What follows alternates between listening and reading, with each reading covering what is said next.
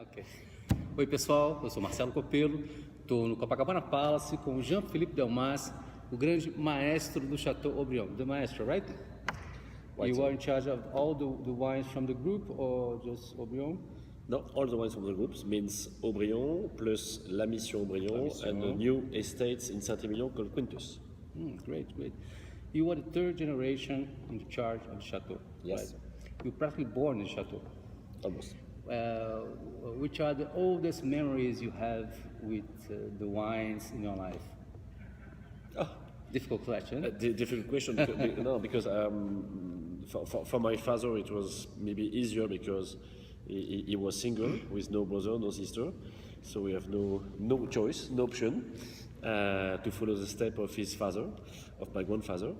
And for me, I decided quite late to follow my father, and I decided only when I was 18 years old. For being completely honest, I tried before to be a pilot in the army. Oh, really? Yes. Really? But unfortunately, the army refused me, so so I gave up, and I started to study biology at the university, and after oenology, and to follow the. Great, great. And do you remember which was the first Haut-Brion you had? Which vintage? Your first memories with wine? My first memory, the very precise memory, it was when I was 14 years old, and my father invited me to tasting with a group, and they tasted because my father did some tasting with like Celio here, and they tasted 61 versus 59 from all the first growers, and it was I can say it was magic because all the wines showed very well, and some of them were better in 59, some of those better in 61, but it was fantastic taste with 14 years old. Great, great. Yes. Good start. Good start, or bad start. Yes. You studied enology and you worked in Champagne, in California, yes. and in Provence. That's right.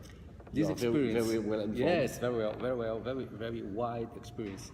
How this experience helps you in the chateaus today? To learn different ways of first winemaking, because we don't do any rosé or in sparkling in Haut-Brion. Different philosophy, different way of work, especially in Napa Valley with the. I try to improve my English, and at the end, hablo un poquito español because every people were Mexican, so in the field, in the cellar, so it was another life, another world, and they are very. The Mexican workers are very brave, very generous. They work very hard, and I was quite impressed. After for the wine philosophy, there is no so different way for making wines. There's to learn something from Farniente in California, from Moët et Chandon. Moët et Chandon the scale is completely different. Yes, millions of liters. Yes. So it's another philosophy, another scale. And in Provence, it was very nice because I did all the wines, red wines, white wines, rosé, and the rosé is for me one of the most difficult things to do. I can imagine the color must be precise in the color, yes, right? Absolutely. So it was very nice. Not enough, but when I finished working in Provence, the Dillon family asked me to join the company, so I said yes. Great. You started as the maestro in 2004, right? I started in 94. 94. As a trainee, and I took over in 2004. In the 60s, when you were born, your father was the first to use inox. Absolutely. In Bordeaux as a premier cru, and then in the 70s, he remodeled the vineyards. How this affects today the wine? I just think this was what are the changings in the 20th century that you think that made most difference in wines? First, when my father decided to use the stainless steel for the vats, it was a big gap because working with stainless steel is very easy, very comfortable. It's very clean. You are almost no problem. So it was between the wood before and the stainless steel.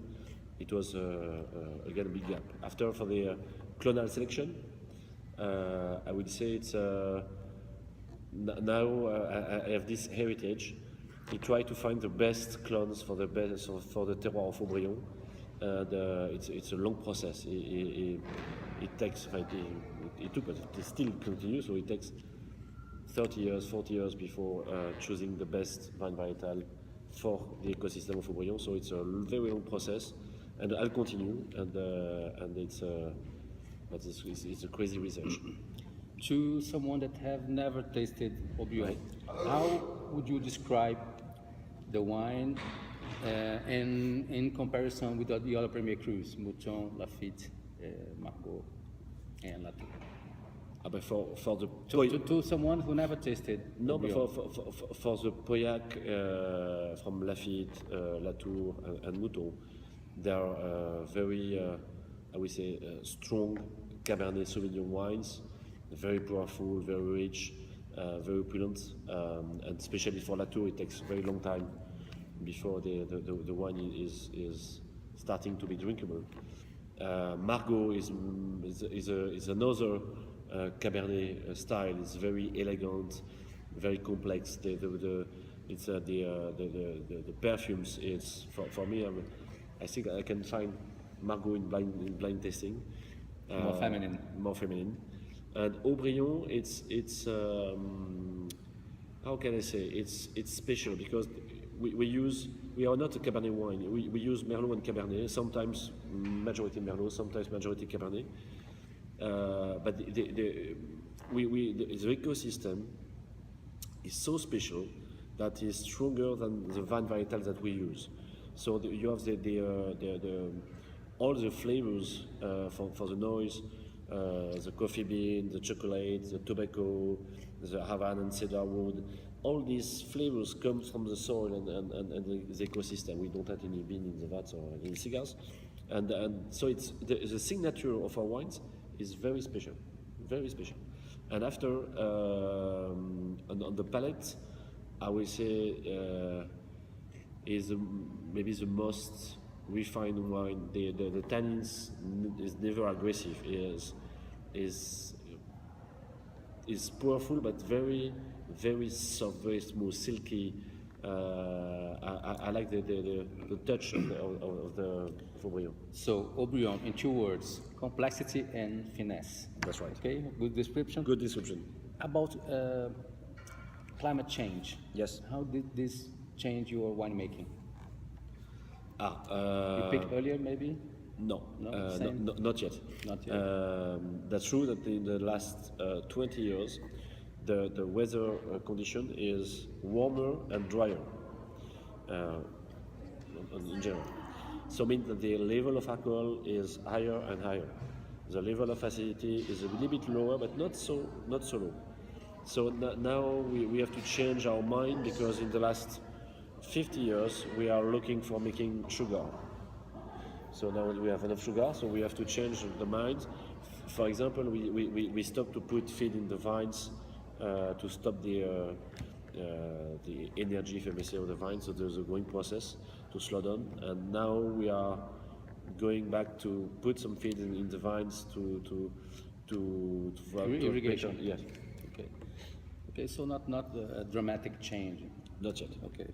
We'll see. And recently, a few months ago, I tasted Haut-Brion 28 and 29. Incredible wines. How do you describe this longevity of Haut-Brion? Do you plan this when you make the wines? You think of this, or just let the nature go? And when we do the blend, of course, we think about the aging potential for the future. But my father said always, a great wine is great since it's both forever. So almost ever for the great vintages. But for 28, 29, there are outstanding vintages from my grandfather, and still today, it was so unbelievable. Not so young, but it was so alive. It was not, Yes, it's amazingly so live, expressive, perfect, no faults at all. No, it's Haut-Brion is like a marathonien. Yes, Is maratonista, o Haut-Brion. Vai longe, longe, longe. voilà. And which is the thing you like most in the world of wine? For me, is sharing, sharing the culture, sharing the wines, to meet people. This is. For me, this is the best job in the world. There is no job like that. And what is the thing that you like less in the world of wine? Nothing. Nothing. Good, great, great. And you told me you almost became a pilot. Yes. If you could choose now. No. No? No. No, it was a long time ago with Tom Cruise and Top Gun. It was, Okay. now it's finished. Thank you. Thank you very much. Thank you. Okay. No, thank you. So Tom Cruise could change the history of Haut-Brion. For sure.